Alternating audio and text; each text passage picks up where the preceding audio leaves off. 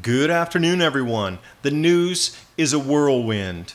This is before the thaw started. How quickly we forget.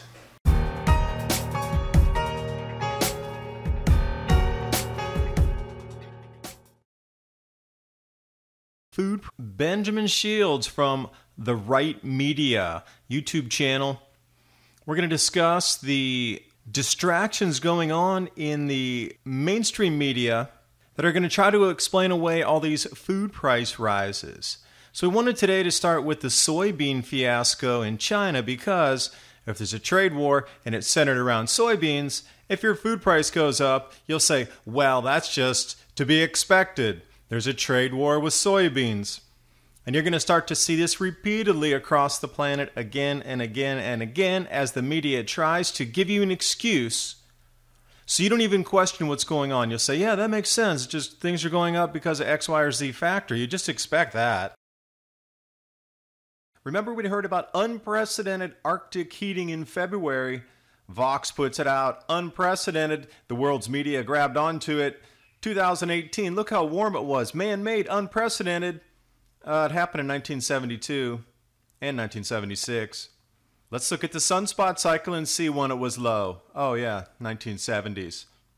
Continuing on cyclical activity, zonal winds in the Arctic behaving strangely, Arctic sea ice volume increasing, 2004 to 2013, should be all-time lows, right?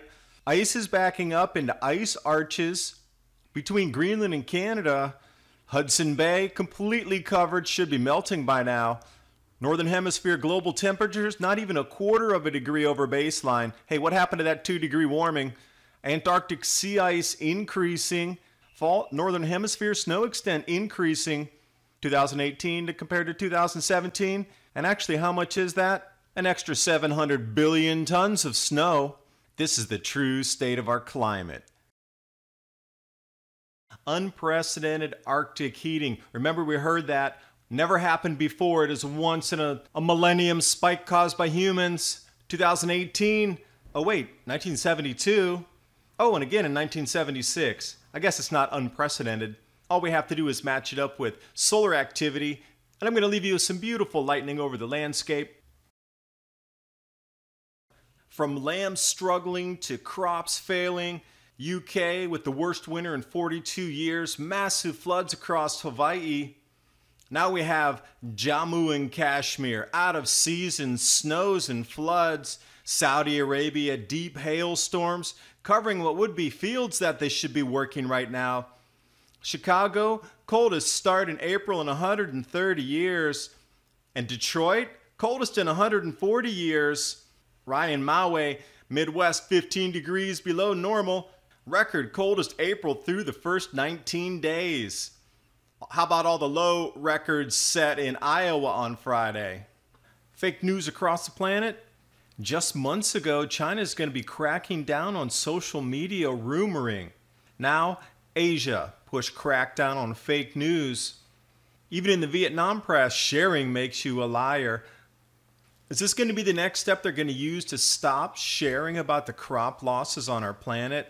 Take a look at the hailstorms in Vietnam. Ground-to-sky lightning in Moscow. UK as well. Interesting. These areas in the red circles that I believe are going to go offline because they're showing year upon year losses and this year delayed planting. Also, I'm calling these two areas in the red circles reduced yield this year. Shouldn't I be able to share that in my social media feeds?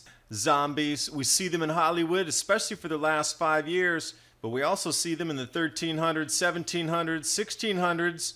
Lithographs showing, is Hollywood pre-programming your mind to get ready to see all of these people that are emaciated because food production is going to decline globally? South Africa going offline in the West, still cool there. North America, these three areas, especially Alberta, northern central China going offline. Australian production starting to go offline for wheat due to jet streams shifting.